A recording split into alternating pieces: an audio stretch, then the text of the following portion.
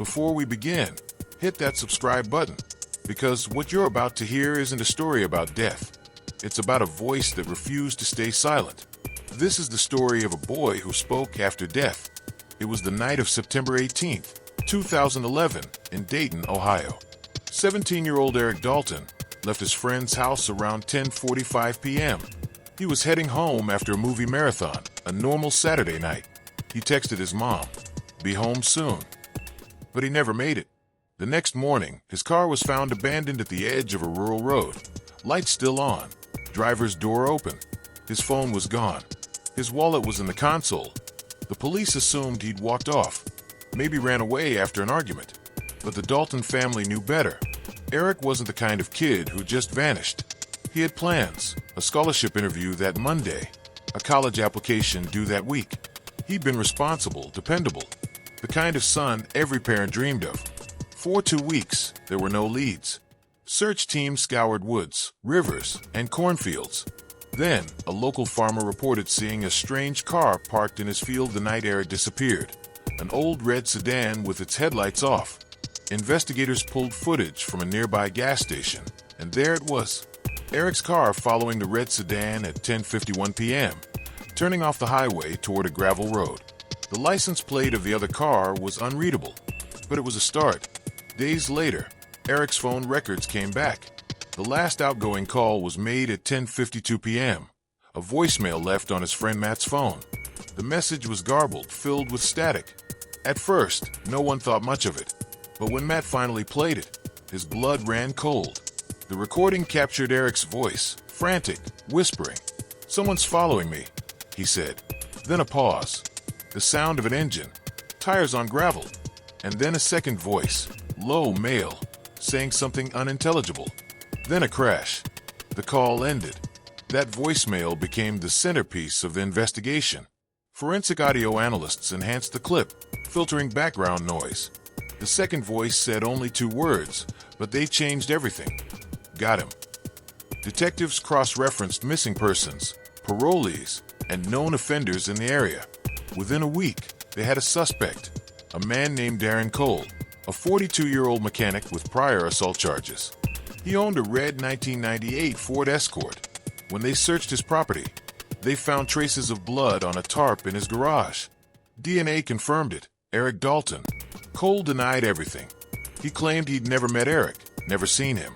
But investigators found something else, a broken cell phone buried behind his workshop.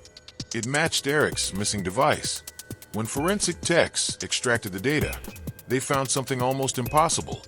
An unsent voice memo recorded at 10:53 p.m. The file was corrupted, but partial audio survived.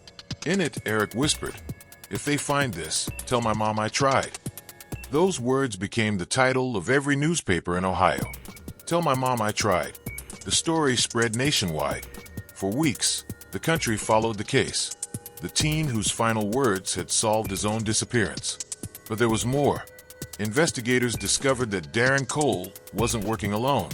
Text messages on his phone revealed contact with another number, traced to a man named Raymond Price, an ex-con who had served time with Cole.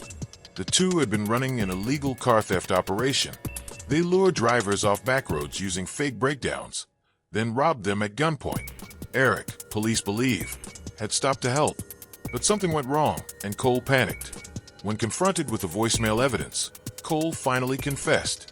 He admitted that Eric had stopped to help when he saw his car on the side of the road. Cole attacked him, but Eric fought back and ran.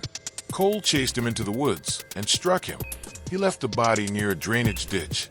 Eric's remains were found 10 miles from the original site, partially buried. The case should have ended there, but it didn't. During the trial, the defense claimed the voicemail had been edited, arguing that it wasn't admissible. But the FBI digital forensics team proved its authenticity.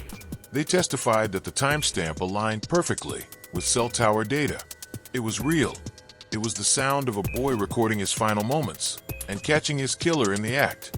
The jury deliberated for just 6 hours. Guilty. Darren Cole was sentenced to life without parole. His accomplice, Raymond Price, received 40 years. Eric Dalton's mother, Lisa, spoke outside the courthouse. "He fought till his last breath," she said, And in the end, he told us who did it. After the verdict, the voicemail was made public. It's just 27 seconds long, but it's chilling.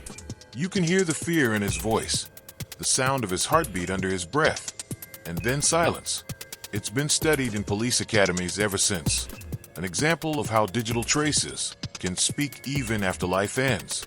The voicemail that solved its own case. A year later, a journalist asked Lisa how she found peace. She said, "I don't think I ever will, but I'm proud that my son's voice saved others. Because now, every officer who hears that call will remember what it means to listen." Today, the Dalton law in Ohio mandates that any missing minor's phone data must be analyzed within 24 hours, no exceptions. That law has saved dozens since. But for Lisa, there's only one message that matters. The one she keeps on her phone. The one she still plays when the nights get too quiet. Her son's voice saying, asterisk, "Tell my mom I tried." Asterisk, if this story hit you like it hit me, subscribe, because next time, we're going inside a case that was never supposed to be solved until the truth refused to stay buried.